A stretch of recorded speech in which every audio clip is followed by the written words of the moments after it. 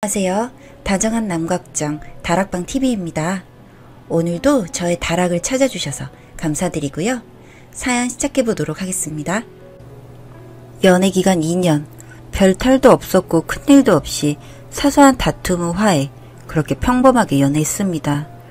늦은 나이에 시작한 연애, 짧지 않은 무난한 연애기간, 홍기 꽉 찬 나이. 주변 사람들의 이젠 결혼해야지, 언제 결혼할 거야?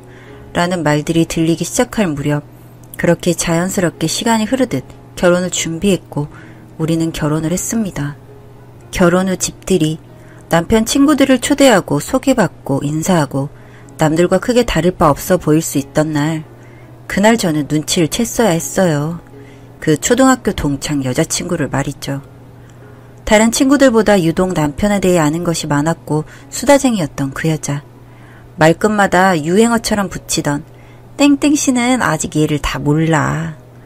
그저 친한 동창이니까 초등학교 때부터 알던 사이니까 그러려니 하고 넘어갔습니다. 나에게뿐만 아니라 친정에도 잘하는 남편, 신혼살림에 크게 터치하지 않으시는 시어머니, 양가 부모님께 용돈도 드리고 생활할 만큼의 형편, 모든 게 평화로웠고 모든 게 행복했었습니다. 너무나 완벽했던 생활 뒷면 처참한 진실을 알기 전까지 저의 기억 속에 그 여자는 점점 잊혀져 가고 있었습니다. 조금씩 뒷면이 보이기 시작한 건 하나둘 남편 친구들이 결혼하면서입니다. 부부 동반 모임이 자주 생겨날 때쯤 불편해서 나오지 않을 것 같은 그 자리에 그 여자는 항상 혼자서 그 자리에 빠짐없이 나와서 함께 하더군요. 의아했습니다. 굳이 부부 동반 모임에 혼자? 하지만 그 의아함은 저만 느끼는 듯 했습니다. 남편 친구들, 그들의 아내들 모두 편하게 어울려 시간을 보냈으니까요. 점점 모임에 나가기 싫어지기 시작했습니다. 내가 모르는 남편 얘기를 꺼내고 다른 얘기를 시작하더라도 어느새 다시 그 여자는 자연스럽게 남편 옆에 앉아 남편 어린 시절 이야기를 하며 깔깔거리며 대화를 주도하고 나에게 보란듯이 그런 이야기를 하는 것 같았어요. 저는 점점 할 말이 없어지고 그 옆에서 허허허 그저 웃기만 하는 남편도 꼴보기 싫고, 그렇다고 모임에 무턱대고 안 나갈 순 없었어요. 나 없는 자리에서 무슨 일이 일어날까 걱정이 되니까요. 그러면서 싸움이 시작된 것 같아요. 내가 가기 싫으니 당신도 가지 말라고 해버렸거든요. 예민하게 반응하는 거라고 화를 내는 남편에게 반박할 말이 없었어요. 그게 사실이니까. 아무런 증거도 없고 어떤 상황도 벌어지지 않았는데 나 혼자 싫다고 떼쓰는 상황일 뿐이니까. 그렇게 온갖 싸움을 해가며 몇 번의 모임에 참석을 안 하고 있을 때쯤 집장만을 한 친구가 집들이를 하게 됐어요. 저는 그날 독감에 걸려 열이 심해 움직일 수 없는 상태였고 이미 그 전에 함께 가기로 했던 자리라 내가 아파서 못 가니 가지 말라고 말할 수도 없는 상황이라 그저 일찍 돌아오려고 얘기할 뿐이었죠. 감기약을 먹고 한숨 자고 눈을 떴는데 남편은 돌아오지 않았습니다. 12시가 조금 넘는 시간이라 걱정이 돼서 전화를 했죠. 어디야? 아직 자리 안 끝났어? 응, 나 지금 화장실 와서 전화 받는 거야. 아직 술자리가 끝나질 않네. 곧 들어갈게. 전화 통화 후 1시간 후쯤 남편이 돌아왔습니다. 한 손에 쌍화탕과 과일을 사가지고 말이죠. 다음날 아직 감기가 낫질 않아 출근은 하지 못하고 집에서 업무를 보고 있었습니다. 후배가 한 장의 사진과 함께 고민 끝에 알려드린다고 하며 메시지를 보내더라고요. 문제의 그 여자. 그 여자가 다정하게 팔짱을 끼고 앉아있는 한 남자의 사진. 확대를 해보고 눈을 비비고 봐도 남편이 맞았습니다. 술집 안에 많은 사람들 곁에 두 사람이 나란히 앉아 웃고 있는 사진이었습니다. 바로 후배에게 전화를 걸어 이 사진이 뭔지, 언제 찍은 건지, 여기가 어딘지 순식간에 수지까지 질문을 퍼부었죠. 심장이 두근거리고 손이 바르르 떨리고 무슨 말을 하고 있는지도 모르는 상태로 질문을 한 것 같아요. 돌아온 답변은 너무나 차분해지게 할 만큼 당황스럽고 어이없는 얘기더군요. 저 두 사람이 같은 동호회에서 부부 행세를 한다는 겁니다. 아니, 동호회 사람들은 다 그렇게 알고 있대요. 후배는 동호회 가입을 하고 처음 모임 자리에 나가게 되었는데 그날 거기서 남편을 보고 깜짝 놀라서 본인도 모르게 몸을 숨겼다고 했습니다. 그렇게 화장실에 있는데 남편이 전화를 하면서 들어오더랍니다. 저랑 통화 그 내용으로 말이죠. 사진을 찍어서 저에게 바로 보내려고 했다가 무슨 오지랖인가 싶어 삭제했다가 밤새 고민하다가 이제야 보낸 거라고요. 후배가 미안하대요. 이런 사진 보내서. 그저 웃음밖에 나오질 않는 이 상황이 너무도 싫었습니다. 그 동호회 카페부터 찾아 가입하고 그 여자 흔적을 찾아가기 시작했습니다. 오래됐더군요. 부부 행세를 하며 동호회 활동을 한 시간이. 손이 떨리고 화가 치밀고 그런 감정은 이미 넘어서고 멍한 상태로 그 여자가 쓴 글들을 보고 있는데 참 많은 곳을 다녔고 참 많은 것들을 둘이 했더군요. 글을 읽고 있는데 남편이 퇴근하고 돌아왔습니다. 들어오자마자 소리를 빽 지를 것 같았는데 이미 너무 많은 것들에 놀랄 대로 놀라 힘이 다 빠진 건지 차분하게 물어봤습니다. 어제 집들이 늦게까지 한 거 아니었어? 응, 왜? 어제 나한테 화장실이라며. 곧 들어온다며. 근데 술집에 가 있었더라? 나 뒷조사 아냐? 뒷조사? 왜? 거짓말 하던 게 들키니까 그런 생각부터 들어? 나 거짓말 안 했는데? 화장실에 있어서 화장실에 있다고 말했고 곧 들어간다고 해서 집에 바로 들어왔잖아. 말문이 턱 막히게 하는 저 당당함. 저 뻔뻔함에 온몸에 소름이 돋고 힘이 빠졌습니다. 저 거짓말 같지 않은 거짓말들로 얼마나 많이 나를 속여왔을까 하는 생각에 바보같이 눈물이 차올랐습니다. 소리를 지르면 목소리가 떨릴 것 같아서 더 이상 바보 같은 모습은 보이고 싶지 않아서 둘이 다정하게 사진 찍어 올린 게시글에 띄워져 있는 노트북을 들이밀었습니다. 네가 판도라의 상자를 열었구나. 귀가 잘못된 줄 알았습니다. 지금 저 사람이 지금껏 내가 알던 사람인가? 악마인가? 차오르던 눈물은 어느새 멈추고 헛웃음이 새어나오기 시작했습니다. 소리를 지르며 당장 그 여자에게 가자고 팔을 잡고 흔들었습니다. 제 손을 뿌리치며 둘이서 해결하자며 우리 둘의 문제라고 떠들어대는 저 남자. 그 뒤로 뭐라고 더 말하는 것 같았지만 들리지 않았습니다. 그저 윙윙거리는 소리로 들릴 뿐. 남편 핸드폰을 뺏어 들었습니다. 무슨 짓이냐며 달려드는 남편을 피해 방으로 들어갔죠. 그 여자에게 메시지를 했어요. 집 비었어. 얼른 와. 30분 만에 도착한 그 여자. 얼마나 자주 드나들었는지 초인종도 누르지 않던 그 여자. 자신의 집인 듯 익숙하게 눌리는 비밀번호. 현관에 들어서는 그 여자의 뺨을 정말 온 힘을 다해 쳤습니다. 뺨을 맞아 놀란 건지 내가 집에 있어 놀란 건지 몹시 당황한 표정이더군요. 게다가 더 황당했던 건 이미 남편과의 관계를 예상하고 왔었던 것인지 거의 헐벗은 듯한 모습으로 찾아온 그 여자의 행색이었습니다. 그 둘을 보는데 참 기가 막히더군요. 나를 속일 때의 그 당당함과 뻔뻔함들은 어디 갔는지 세상 잃은 사람들 모양새를 하고 있는 꼴들이 찢어버리고 싶을 만큼 증오스러웠습니다.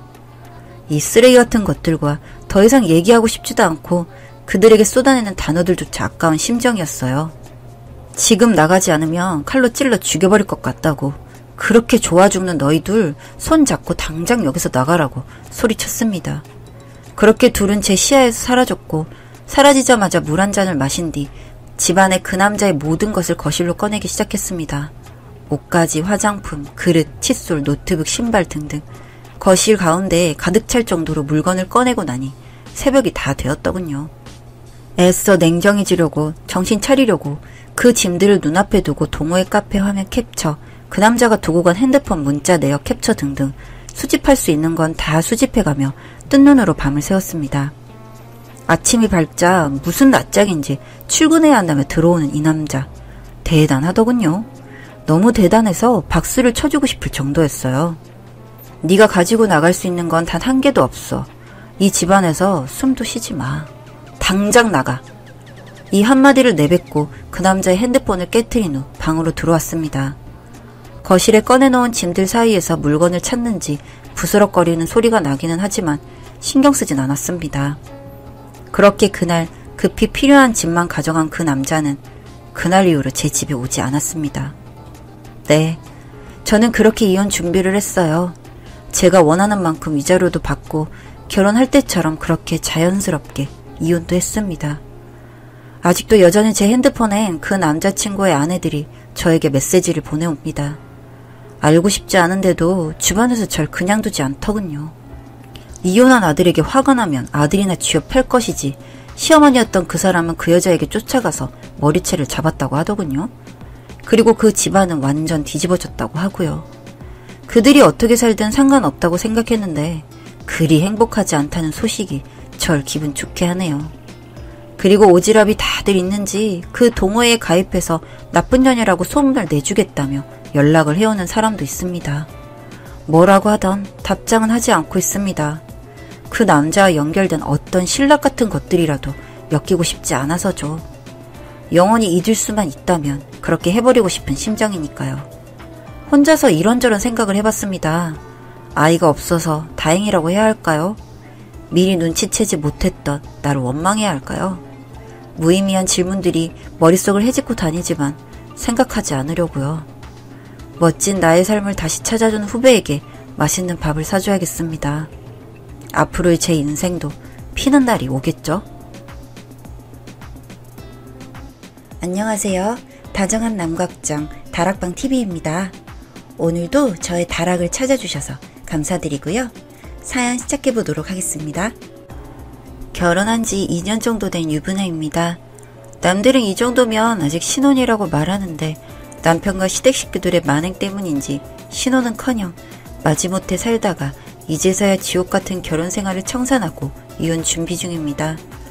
저희 집안은 어머니 아버지도 두 분 다 살아계시고 은퇴 후 노후 대비도 다 되어 있으십니다. 저는 외동딸이고 어려서부터 유복하게 자란 편이고 경제적으로도 어느 정도 부유한 편에 속합니다. 성격은 좀 조용하고 말이 없는 편이에요. 남편 집안은 아버지가 일찍 돌아가셔서 남편이 어려서부터 가장 노릇을 해왔어요. 시어머니는 아들인 제 남편한테 많이 의지하는 편이고 한 명 있는 시누이도 툭 하면 용돈 달라, 이거 사달라, 저거 사달라 많이 의지하는 편입니다. 나이는 30이 다 됐는데 아직 만나는 사람도 없는 것 같고 좀 철이 없는 편이에요. 이 정도는 뭐 살아온 환경이 그렇다 보니 얼마든지 이해할 수 있어요. 가족이니까 어려운 일이 있다면 기꺼이 도와줄 수 있고요. 그런데 한두 번 사정 봐주고 도와주고 하다 보니 이제 제 도움을 당연시 여기기 시작하더군요. 여기서 더 가관인 건 남편의 태도입니다. 성실한 모습 하나 보고 결혼을 결심했는데 처음 1년까지는 저랑 저희 친정 식구들에게도 잘하더니 점점 게을러지고 직장 옮기는 걸 밥 먹듯이 합니다. 저희 집이 아무래도 형편이 좀 더 나은 편이다 보니 퍼주는 걸 당연하게 생각해요.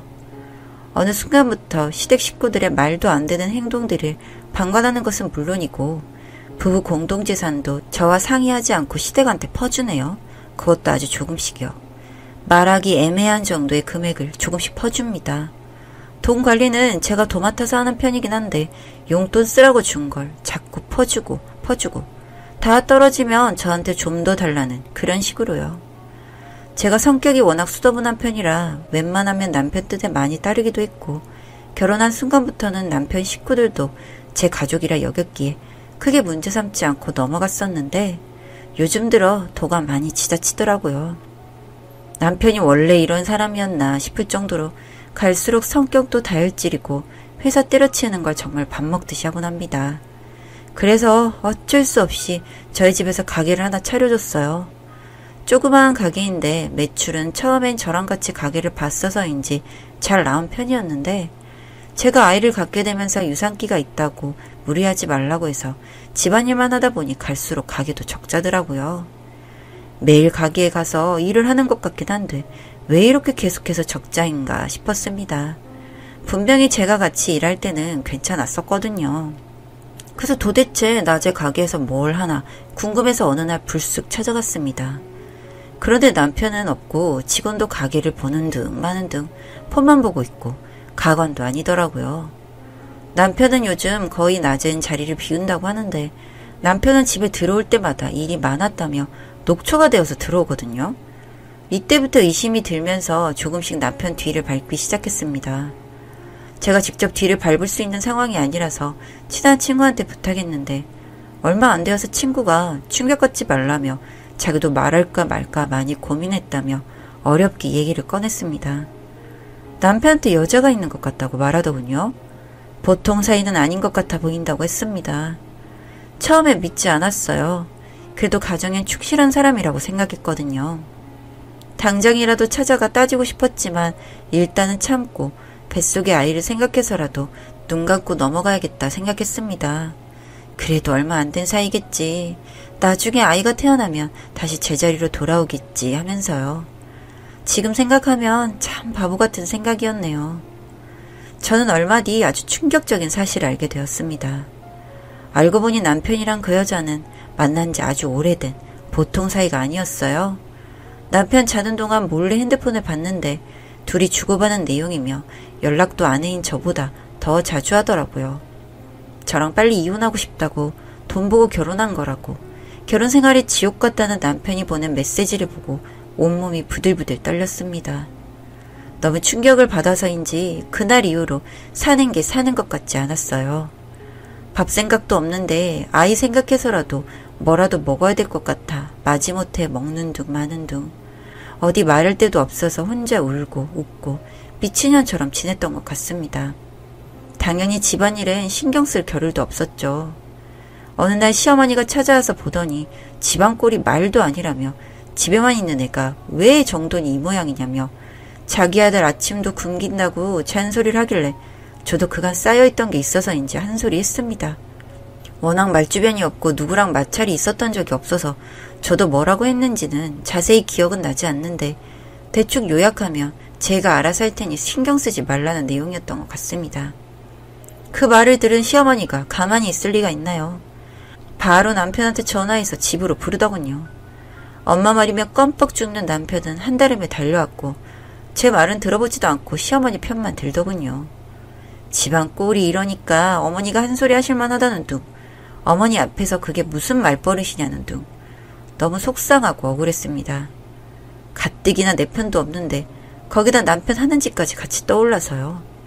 정말 다 뒤집어 엎고 제가 알고 있는 모든 사실을 여기서 다 터뜨려버릴까 생각했지만 그럴 수가 없었네요. 갑자기 배가 미친 듯이 아파왔고 정신을 잃었던 것 같습니다. 그렇게 정신을 차렸을 땐 병원이었고 아이는 유산되었다고 하더군요. 한참 조심해야 할 시기에 남편의 외도로 인한 스트레스가 작용했던 것 같습니다. 남편 생각하면 분하고 미워 죽겠는데 그래도 떠나간 아이를 생각하니 너무 불쌍하고 눈물이 나더라고요. 또 그렇게 며칠 동안 미친년처럼 지냈던 것 같습니다. 그리고 저는 다짐을 했죠. 복수를 하겠다고요. 저는 그동안 남편이 상간녀와 주고받았던 문자 내용들, 상의 없이 시댁 식구들에게 돈 퍼준 자료들, 시댁 식구들이 그간 해온 만행들, 친구가 찍은 사진들을 바탕으로 증거 자료를 모으기 시작했고 이혼 전문 변호사도 찾아가서 상담을 받았습니다. 충분히 남편에게 귀책 사유가 있고 이혼이 가능하다고요.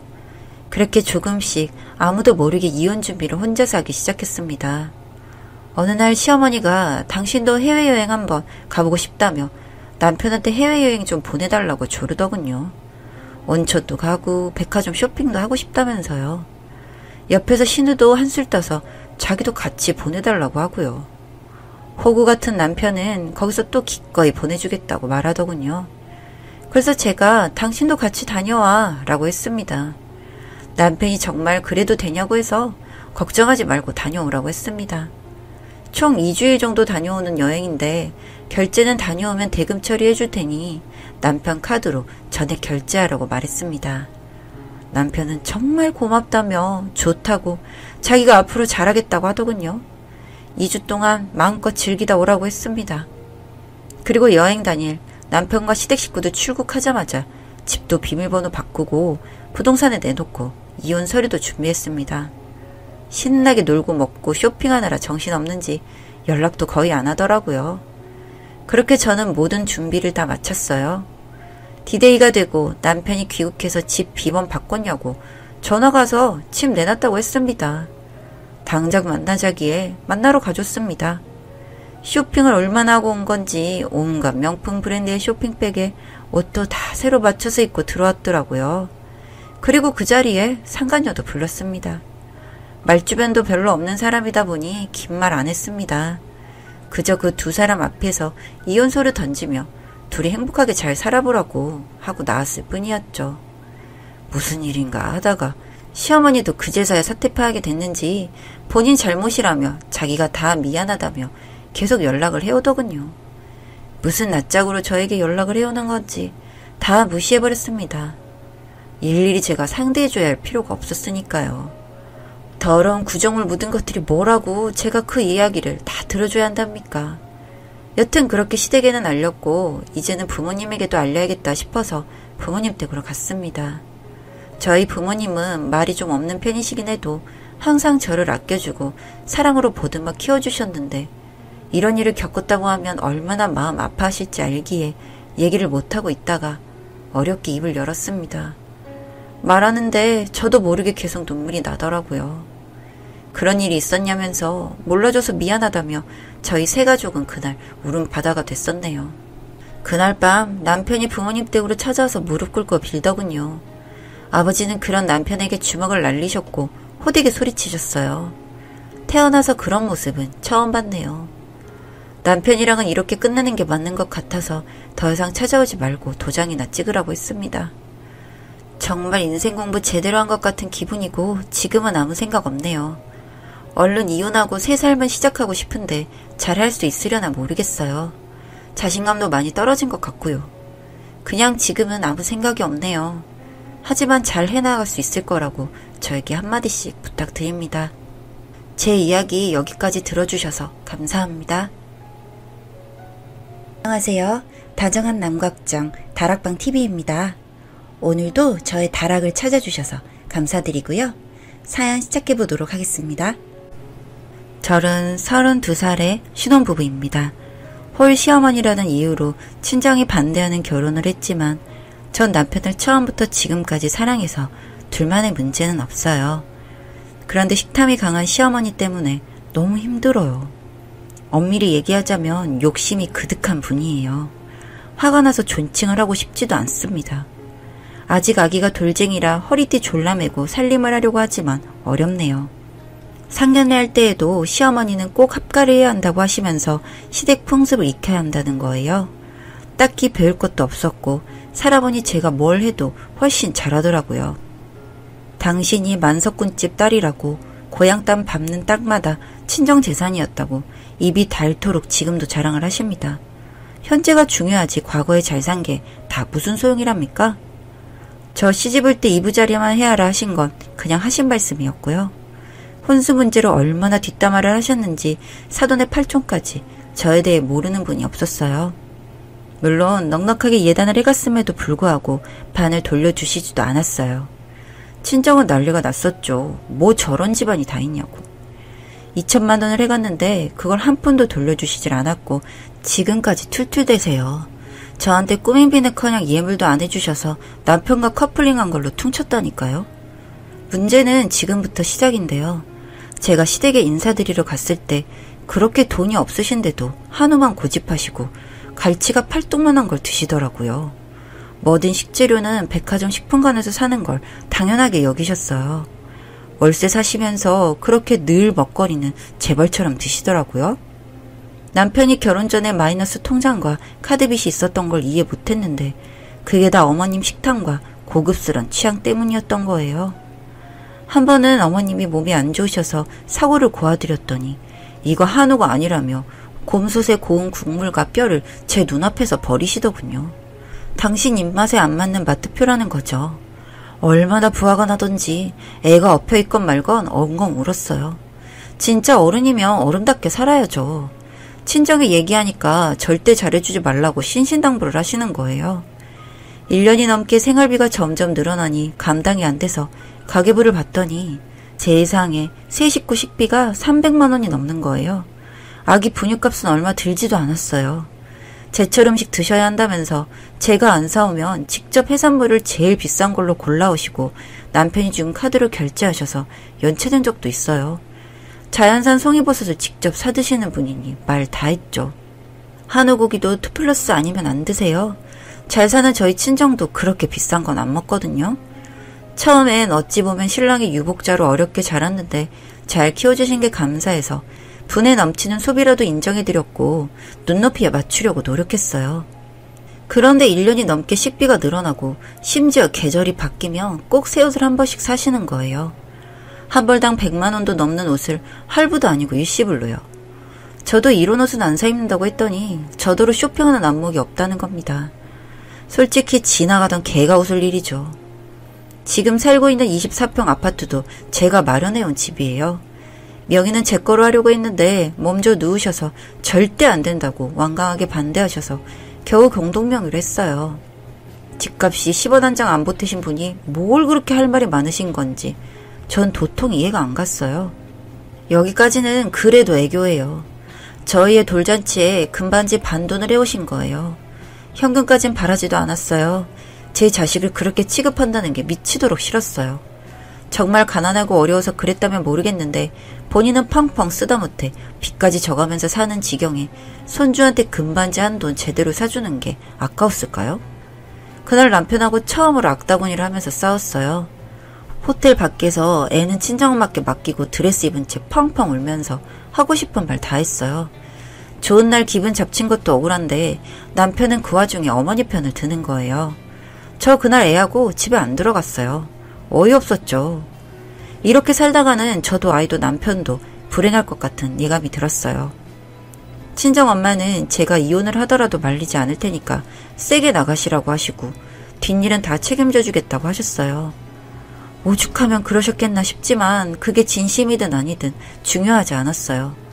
제게는 어떻게 하면 이 고통을 단번에 압살하게 끊어버릴 것인가에만 몰두했어요. 어차피 결과는 제가 끌어안고 가겠다는 생각으로 굉장히 힘들게 결론을 내렸어요. 일단은 집에 들어가 어머님과 똑같이 살아보고 싶었어요. 얼마나 상대방을 황폐하게 만들고 화가 나게 하는지 제가 그동안 아끼고 쓰지 않고 모은 돈으로 보는 앞에서 펑펑 쓰기로 한 거죠. 남편에게는 솔직하게 얘기했어요. 나도 어머니처럼 살 거야. 그러니까 당신도 말리지 마. 그러자 알았다고 찬성도 아니고 반대도 아닌 표정으로 어정쩡하게 고개를 끄덕이더군요. 설마 했겠죠. 사람이 하루아침에 변하는 게 어렵잖아요. 전 분노가 머리끝까지 솟구쳐서 그걸 해냈다는 거 아닙니까? 일단 남편의 신용카드는 제가 맡기로 했어요. 그리고 제 카드를 어머님께 드렸어요. 한도는 더도 덜도 말고 딱 100만 원으로 맞추었고요. 집에 들어가면서 백화점 식품관에서 제 돈으로 50만 원어치 식재료를 샀어요. 배송이 되면서 어머님이 눈을 휘둥그레지면서 이게 다 뭐냐고 하시는 거예요. 그래서 제가 그랬죠. 어머님, 그동안 서운하셨죠. 몸보신 좀 시켜드리려고요. 그 말이 끝나자마자 최상급 한우 등심부터 뜯으시더니 당장 먹자는 거예요. 실소가 나오더라고요. 저의 계획은 착착 진행되어 갔어요. 아침부터 고기에 유기농 야채에 그리고 쉬지 않고 보약에 영양제에 어머님이 소화가 안 될 정도로 매 끼니 고급으로 상을 차려드렸어요. 그리고 원하시는 만큼 쇼핑 가서 옷도 사드렸고요. 한 며칠은 너무 좋아하시면서 이제야 며느리 덕을 보는구나 하면서 입이 귀에 걸리셨어요. 그뿐 아니라 어머님 빵 TV도 가구도 최신식으로 바꿔드렸어요. 기존 것을 물론 다 없앤 건 아니고 친정에 몰래 갖다 놨죠. 그 후엔 어머님과 친구분들 남해 여행을 예약했고 남편이 기사 노릇 좀 하라고 전 친정에 있다 오겠다고 하면서 집을 비우게 했어요. 때는 이때다 생각하고 이삿짐 센터 사람들을 불러서 남편 서재와 어머님 방만 남기고 짐을 다 뺐어요. 처음부터 계획한 일이라 전 어렵지 않게 진행을 했어요. 집에 오신 날 아니나 다를까 선물 꾸러미를 갖고 나타나셨더라고요. 전 때맞춰 부동산가 짜고 집 보러 온 다음에 배를 누르게 했어요. 남편과 어머니는 집안이 횡하자 너무 놀란 나머지 실신지경이 돼서 누구냐고 물으니 이 집을 애기 엄마가 내놔서 집 보러 온 거라고 대답을 하게 했죠. 전 밖에 있었는데 아파트 현관 밖으로 곡소리가 나더라고요. 남편은 저에게 전화로 어디냐며 너 미친 거 아니냐고 소리를 지르더군요. 그래서 잠깐 만나자고 했어요. 어머님 영양주사 맞춰드릴 동안에요. 그이는 사색이 돼서 나타났어요. 네가 이럴 줄 몰랐다고. 너 이렇게 독한 애였냐고 흐느끼길래 제가 그랬어요. 저하고 계속 살 거냐고. 애 두고 갈라서던지 계속 지금처럼 살 건지 물었어요. 자기 인생에 절대 이혼은 없다는 거예요? 저도 그랬죠. 제 결혼 생활이 이렇게 시궁창이 될 줄은 몰랐다고. 앞으로 어쩔 거냐고 해서 그랬죠. 어머님이냐 나냐 택하라고. 그러자 남편은 머리를 쥐어뜯으며 괴로워했어요. 시간을 달라고 하더군요. 일주일 후 저희는 다시 만났습니다. 절대 헤어질 수 없다면서 앞으로 다른 삶을 살겠다고 믿어달라는 거예요. 어차피 이렇게 된 거 알겠다고 했어요. 대신 어머니가 쓰는 모든 돈과 식재료는 내가 결정해서 쓰겠다고. 예전처럼 사실 거면 나가시라고 단답형으로 말했죠. 어떻게 되었냐고요? 다시 들어가서 어머니께 확답을 들었어요. 아가 미안하다. 내가 다 잘못했다. 네가 시키는 대로 다 하마. 결국 어머님의 신용카드는 여행 목적 100만 원 한도로 썼던 그날을 마지막으로 제 손으로 넘어왔고 매주 용돈은 10만 원씩 받으시는 걸로 했어요. 그 안에서 모든 소비를 하시라고 하면서 이걸 어기시면 저와 남편은 남남이 될 거라고 경고했죠. 저희는 그날부터 아끼고 모으고 살면서 지금은 33평 아파트를 계약하고 이사갈 꿈에 부풀어 있답니다. 어머님도 제게 꽉 잡혀서 이제 과소비 못하세요. 정말 통쾌합니다. 긴 글 읽어주셔서 감사합니다. 안녕하세요. 다정한 남각정 다락방TV입니다. 오늘도 저의 다락을 찾아주셔서 감사드리고요. 사연 시작해보도록 하겠습니다. 안녕하세요. 저는 올해 결혼한 지 7년 된 아들들 얼마예요. 오늘은 저희 부부가 마음고생하며 살았던 지난 세월을 털어놓으려고 합니다. 소개로 만나 결혼하기까지 참 많은 사건이 있었는데요. 옛일을 떠올리니 눈시울이 뜨거워집니다. 정말 가슴 아픈 사연이었거든요. 아버님이 요양병원에 계셨기 때문에 상년회 전에 처음 뵌 시댁 식구는 형님 내외였습니다. 저는 직장생활을 성실하게 하면서 살아가던 평범한 사람이었고 장사에 대해서는 아는 바가 전혀 없었습니다. 그런데 첫마디가 하루에 종일 서서 일해야 하는데 할 수 있겠냐는 겁니다. 동생의 아내 될 사람에게 묻는 질문치고는 참 직설적이고 예의가 없다는 생각이 들었습니다. 전 남편에게 난 지금 다니는 직장 다니면서 그냥 살 생각으로 당신을 만난 거다. 왜 내 직장을 포기하면서도 이 결혼을 해야 하냐고 물었습니다. 그러자 남편은 그렇게 하지 않으면 가게를 물려받을 수가 없다며 울먹였습니다. 남편의 형, 그러니까 아주버님 때문에 제 남편은 어릴 적부터 트라우마가 심했다고 했습니다. 어릴 때부터 폭력적인 형에게 쥐어사는 형국이었죠. 저는 직장 다니는 동안 모아놓은 돈으로 쉬면서 아이를 키워놓고 다시 일하려고 했는데 아버님이 하시던 한식집을 형님이 물려받아 하시면서 키워놓은 본점을 저희도 같이 일을 해야 하는 상황이 되었습니다. 당신들이 힘들게 키워놓은 가게를 그냥 넘겨줄 수는 없다며 잘라 말했습니다. 어찌 보면 가업을 잇는 거고 일은 배워야 하니 나쁜 제안은 아니라는 것도 이해가 갔습니다. 하지만 남편은 형과 같이 일하는 것도 두려워했고 저 역시 낯선 가족들과 일을 평생 해야 한다는 사실이 겁이 나는 건 마찬가지였죠. 저와는 동서지간인 형님은 어려운 집 장녀로 자라서 돈에 대한 집착이 강했습니다.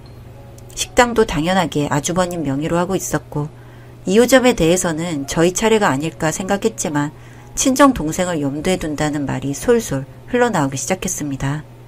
저는 믿음이 가지 않아서 처음부터 선을 긋고 싶었지만 일단은 남편이 하자는 대로 아주버님이 하는 식당에 출근하면서 일을 배웠고 진짜 손목이 부러질 정도로 일을 했어요. 힘들게 살면서 억울한 일도 많았고 감정이 상하는 일이 허다했지만 꾹 참고 좋은 날 올 거라는 희망을 갖고 열심히 장사에 매달렸습니다. 단체 손님이 오면 주방은 진짜 숨 넘어갈 듯 바빴고 저는 카운터도 보고 주방도 챙기면서 땀을 비 오듯 흘렸어요. 그때 제 동서인 형님은 뭐 했냐고요? 식재료 공수 온 거 다듬으시고 창고에 소분해서 넣어두시는 일을 했어요. 물론 그 일도 중요하긴 하죠. 딱 한눈에 봐도 일을 쉬엄쉬엄 하는 게 보였습니다. 그렇다고 제 가게도 아니고 아주버님 계신 곳에서 뭐라고 한마디 할 수는 없었죠. 하루 종일 12시간 넘게 손님을 상대하는 저도 죽을 만큼 힘들었어요. 남편과 아주버님은 주방에서 내내 있었고요. 그 안에서 어떤 일이 벌어졌는지 저는 예상조차 못했습니다. 워낙 바쁘고 숨 쉴 수 없을 만큼 긴장된 곳이었으니까요. 그래도 핏줄인데 잘 챙겨주겠지 싶은 생각뿐이었죠. 그런데 어느 날 집에 와서 보니 남편이 잠자는 내내 끙끙 앓는 거예요. 설마 했는데 옷을 벗겨보니 여기저기 멍투성이인데다 조리도구로 맞은 자국이 있는 겁니다. 처음에는 믿을 수가 없었어요. 어떻게 저럴 수 있나. 여보, 사실대로 말해봐. 무슨 일이야? 이거 누가 그랬어? 내가 잘못해서 그런 거야. 무슨 소리야? 알아듣게 말해. 남편은 말없이 통곡을 하기 시작했어요. 일하러 나가는 게 너무 무섭다면서 다 그만두고 새로 다른 일을 하겠다고 하는 겁니다. 그래서 제가 물었죠. 설마 이거 아주버님한테 맞은 거야? 그러자 남편은 더 크게 괴성을 지르며 우는 거예요. 그제서야 알았죠. 남편이 학대를 당하면서 일을 해왔다는 것을. 전 참을 수 없었습니다. 전 일단 증거를 잡아야 했기에 남편을 다독여 조금만 더 참자면서 다시 식당에 출근을 했습니다. 우리의 몫을 꼭 찾아서 되돌리고 싶었습니다. 그들이 눈치를 챌까봐 전 더 나긋나긋하게 형님 부부를 대했고 남편도 최대한 숙이고 들어가라고 했어요. 지금 폭발해서 싸움이라도 나면 아무것도 안 되니까요. 그렇게 시간이 흘러갔습니다. 증거를 잡기 위해 참는 동안 저와 제 남편은 피가 마를 정도였죠. 그러다가 알게 된 것이 새로운 지배인이 형님의 친정 동생이라더군요. 성별이 달라 닮지 않았기 때문에 처음엔 친동생이란 것을 몰랐습니다. 워낙 손님이 많기도 했고 아주버님도 허락한 사안이라 별 문제를 삼지 않는 듯 했습니다. 전 느낌도 좋지 않았고 이호점을 동생에게 넘긴다는 얘기를 예전에 들어서 지배인의 일거수일투족을 지켜보게 되었죠. 그렇게 지켜본 지 석 달이 되어갔습니다. 남편은 점점 뭔가 마음이 나빠져서 정신과를 가서 진료를 받게 되었고요. 결국 일을 쉬기로 했습니다. 전 남편이 아파도 쉴 수가 없었습니다. 먹고 살아야만 했으니까요. 아들 둘은 아직 어려서 어린이집과 학원을 오가는 동안 근처에 사시는 이모의 도움을 받았습니다. 석 달이 지나면서 매출은 늘어야만 했는데 오히려 점점 줄어드는 기현상이 나타났습니다. 그것도 아주 많이 줄어든 건 아닌데 줄 서서 대기까지 하면서 먹는 손님들이 늘 있는데 매출이 생각보다 적은 것이었습니다. 제일 의심받았던 저는 화가 나서 견딜 수 없었습니다. 남편은 2달간 외상 후 스트레스 장애로 입원 치료까지 받고 병원비도 많이 나왔는데 제가 직장마저 잘린다면 이건 최악이었으니까요. 전 아무런 문제가 없다는 것을 증명하기 위해 별짓을 다 했습니다. 그러던 중 아버님이 계시는 요양병원에서 전화가 왔습니다. 병원비가 계속 미납이라면서 해결을 해달라는 겁니다. 형님 댁과 저희가 반반씩 내서 병원 업무과에 송금을 하는 걸로 알고 있었는데 막상 가보니 계속 연체가 되고 있었습니다. 이대로는 더 이상 참을 수 없다는 것을 알게 되자 전 이 모든 사실을 터뜨리기로 했습니다. 이제는 물러설 필요가 없다는 예감이 들었습니다. 그동안 참고 살았던 시간들이 주마등처럼 지나가는데 눈물이 팡팡 쏟아지더군요. 때는 드디어 다가와 그날이 되었습니다. 2호점 공사가 마무리되고 준공 일자가 얼마 남지 않은 명절날 그 가게의 명의가 아무도 모르게 형님의 친정 동생 앞으로 되었다는 것을 알게 된 거죠. 전 쇠약해진 남편과 함께 그나마 건강을 회복하신 아버님을 휠체어에 모셔왔습니다. 그리고 형님 부부와 친정 동생까지 자리에 앉았을 때 전 TV 화면을 켰어요. 저희는 일할 때 개량 한복을 입고 일하는데 지배인이 팁을 받으면 저고리 안으로 돈을 넣는 게 CCTV로 다 찍힌 것들이었습니다. 그리고 제가 의심을 받을 때 문제 없다는 것을 증명하기 위해 CCTV를 돌려보면서 알게 된 거죠. 손님이 음식을 드시고 난 후 계산을 한 것과 실제 매출이 얼마나 차이가 나는지 그것까지 제가 다 적어서 아버님께 보여드렸습니다. 비록 말씀은 잘 못하시고 어눌하지만 장부를 읽자마자 아주버님께 내던지셨습니다. 미친 것들, 너희들 무슨 짓을 한 거야? 처남, 지금 이거 사실이야? 당신 어떻게 된 거야? 아주버님은 분노가 솟구친 목소리로 물었습니다. 처남이라는 친정동생은 얼굴이 파랗게 질려서 울기만 하더군요. 전 요양병원 입원비를 병원에 송금하지 않고 빼돌린 장부를 아주버님께 드렸습니다. 병원에서 계속 전화가 와서 제가 모자란 금액을 내고 있었다는 사실도 말씀드렸고요. 너희 둘 쌍으로 미친 거 아니야? 어떻게 병원비까지? 잘못했습니다.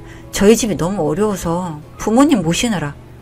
여보, 그게 아니라 내 말 좀 들어봐요. 됐어. 필요 없어. 당장 여기서 나가. 어서! 형님은 친정동생이 빼돌린 돈을 다시 받아내고 형님이 동생에게 2호점을 물려주기로 한 약속은 없던 걸로 하셨습니다. 당연한 결과였죠. 그렇게 2호점은 저한테 남편이 운영하기로 했고 남편 명의로 해주셨습니다. 그리고 아주버님이 그러시더군요. 그동안 내가 미안했다.